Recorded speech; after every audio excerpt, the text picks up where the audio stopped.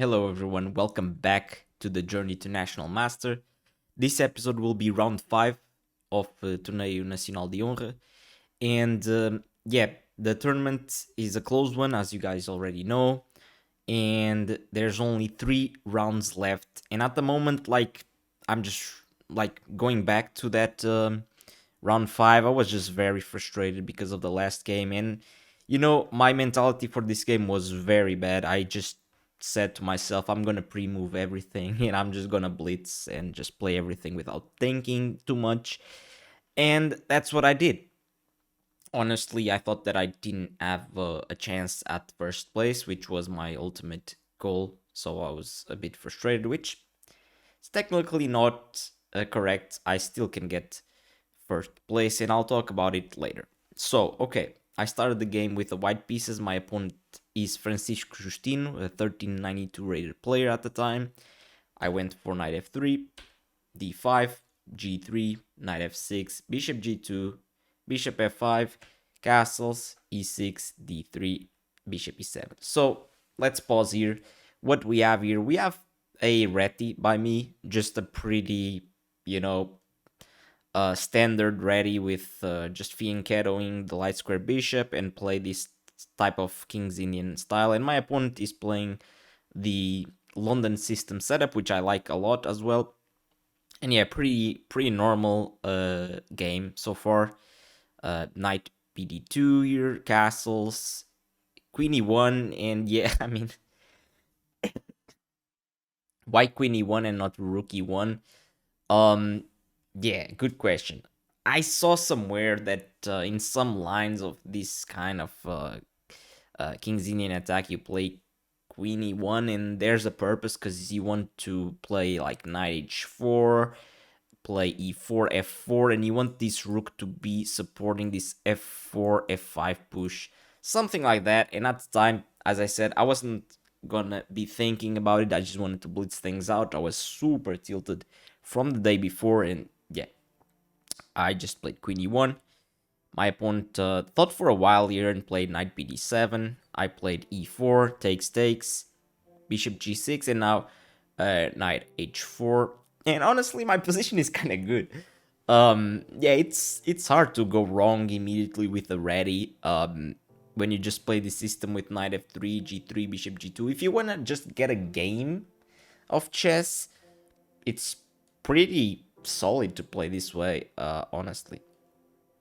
So e5 by my opponent here, and I just took the bishop, h takes g6, and I played b3.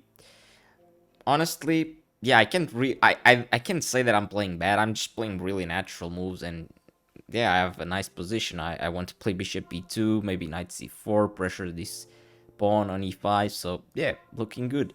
And as I said, I was just blitzing everything out. So I had like 1 hour and 29 minutes, and my opponent already had like I think he had like 50 something minutes or 1 hour or something like that. So huge time advantage for me. So my opponent plays knight b6. I play knight f3, which it's it's okay.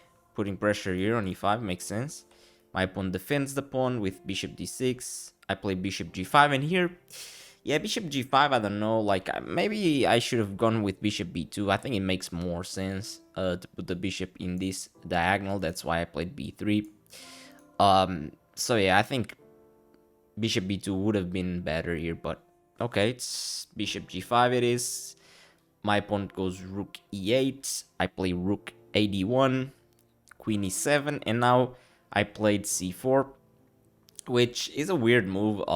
Yeah, I don't think it makes sense honestly to play c4. I think I remember that my idea was to play like something like um queen c3 and like threaten to play c5 at some point with some help. But yeah, c4 is weird. Just creates this huge hole here on d4, which my opponent can exploit by rerouting the knight here or here and then put a knight here. But okay, it takes a long time still. a5 by my opponent, a very strong move, just, trying to put pressure on this structure that I created. If my pawn was back on c2, I wasn't really afraid of a4. But with my pawn here on c4, like a4 is a bit tricky to deal with, you know, because if I take, I develop his rook. If I don't take, my opponent can just create this target here, which ended up happening in the game. Played queen e2 here, a4, queen c2, takes, and now my opponent played rook a3, and I think like black is already slightly for choice here. He's already putting pressure on my queen side, active rooks, and I am not doing much with my pieces, honestly. Not great at all. But okay, at this point, finally, when I got like a clearly worse position, in my opinion, the computer says it's equal, but for me, from a human perspective, it just looks better for black. And here I started thinking a little bit more. Yeah, it doesn't make sense to play like this, to just blitz out until you make like a bad mistake and then you start thinking. It's not how you should do, but okay, don't take this game too seriously from me. I played rook a1, he doubled on the a file, I took, and I played rook c1, threatening to trap the bishop here and just fork the knight and the bishop. My opponent plays bishop c5, which is a nice move, and here I play queen b2, pressuring this pawn here on e5. My opponent plays knight bd7, and what now? What do I do now? It's hard to make a move for white, honestly. Do I really want to play rook a1 and try to trade this rook? I mean, does it accomplish anything? I think my main priority here should be to activate this bishop with something like bishop h3, because this bishop is really not doing anything at all. But yeah, I also have to be careful with this pawn. But okay, here I play queen c2, which is literally saying I don't know what I'm doing. I'm just honestly repeating. I'm just repeating because I just went queen b2, queen c2, and at this point I was still playing fast, but I was taking a little bit more time. But I had a very, very big time advantage, and that's the only thing that I could bank on, is trying to make him go down on the clock, and he will start making mistakes. That's literally the only thing I can hope for, because yeah, I don't see how I'm gonna trick him from this position if he has a lot of time to think. So yeah, my opponent plays knight b8, rerouting the knight to c6 and to d4. Good move, good maneuver. I play rook d1, trying to use the open d file. Knight c6, I play h3. I mean, yeah, I play h3 because my opponent could threaten to play knight d4, and then if I take the knight, then this pawn will be loose. Knight g4 can also be annoying because of this pressure here. So I played h3. My opponent played knight b4, which I think it's like a mistake. I think he should probably play knight d4, but maybe knight b4 is also strong. I felt like this was stronger. It kind of forces knight takes on d4, and after something like bishop takes on d4, I mean, my opponent is controlling so many squares, and I mean, queen can come to b4, and it's really hard for me to do anything here. But okay, my opponent goes for knight b4, and I understand what he is doing. Now I have to move my queen, and after I move my queen, I move to b2 here. My opponent has rook a2. This is what his idea. This was his idea, but now I kind of get to trade pieces with queen takes on e5. Now my opponent takes on f2 with check with the bishop, king h2. We trade queens, and we reach this position where it's like equal, and it's kind of complex, honestly, kind of complex. Now I no longer know who is better or worse. Maybe it's just equal, because even though my king looks very weak here and the bishop might be in trouble, the knight is good. My knight is really good here as well. My rook is very good. on the d file, and I mean, this king is not safe at all as well. So yeah, it's honestly it's a very very complicated position. And at this point in time, I think my opponent had like 27 minutes, and I had like 1 hour. And my opponent here plays knight h5, which um yeah, it loses the game by force, actually. This is a losing move, and it's crazy how normally you think that when you trade queens, there's gonna be a slow game with not too many tactics, and people are not gonna get checkmated. But it couldn't be far further from the truth. Just because we don't have queens on the board anymore doesn't mean that you can't get mated quickly. And this was the perfect example. Okay, my opponent moves the knight to h5. It makes sense in theory because he doesn't want me to just double his pawns here, although the pawns were already doubled. So yeah, but he plays this move, knight h5. He's also actually attacking the g3 pawn and threatening to just take it. So it looks like a very good move, but I mean, if you guys want to pause the video and find the combination that just crushes black here, it's not too difficult. Write it down in the comment section down below if you spotted it. It's for you guys that just want to know the combination. It's rook d8 check, forcing the king to move to h7 here, and now just a simple knight takes on f7, and I'm threatening checkmate in one. The king is in a mating net. It can't go to h6, it can't go back to the 8th rank, and yeah, there's no real way to stop just rook h8 checkmate. There's literally no way.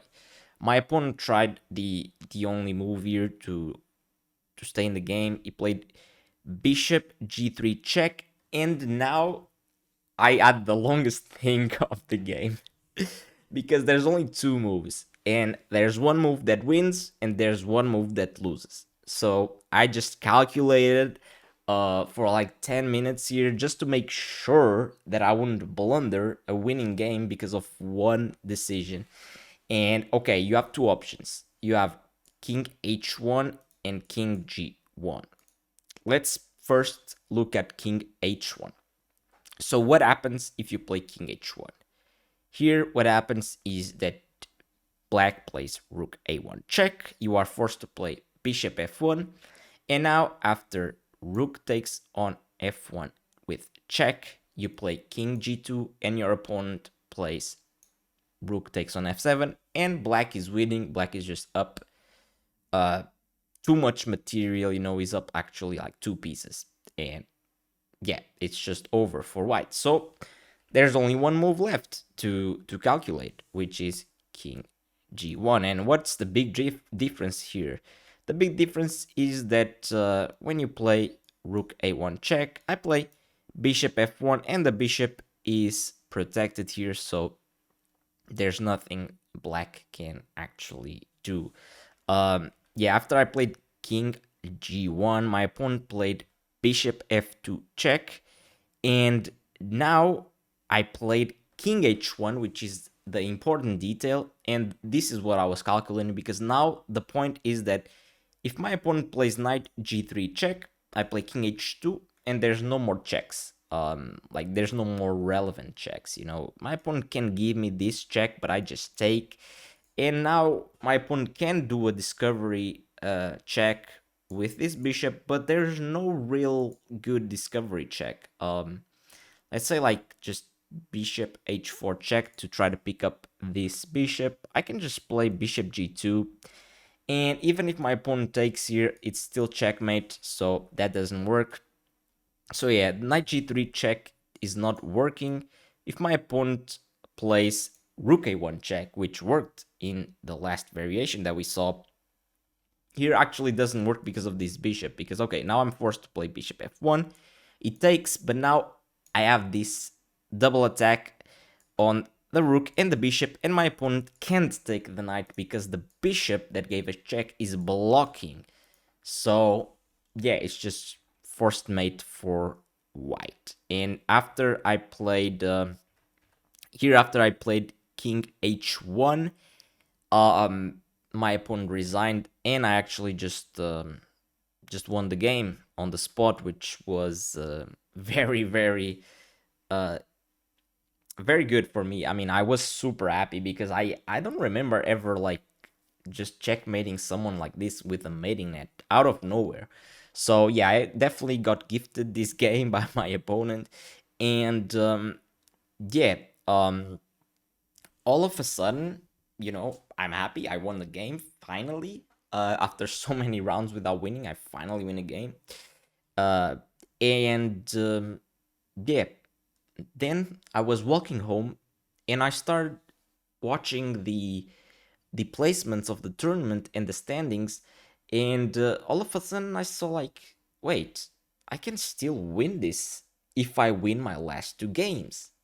And I was like, oh my god, let's go. I was so excited because I really thought that I was out of the run for first place, but because of some matches that happened in that round, and yeah, all of a sudden, like, I still was at like third place or like second shared or something like that, and I knew if I won the last two games that I would win the tournament, because the last game is actually against the tournament leader, which is not too far away from me in terms of points, and like is the highest rated player in the tournament, and that's my last game. So if I win the next game, which is against a lower rated opponent, and then I win the final one, I'll win the tournament, most likely, almost 100% guaranteed.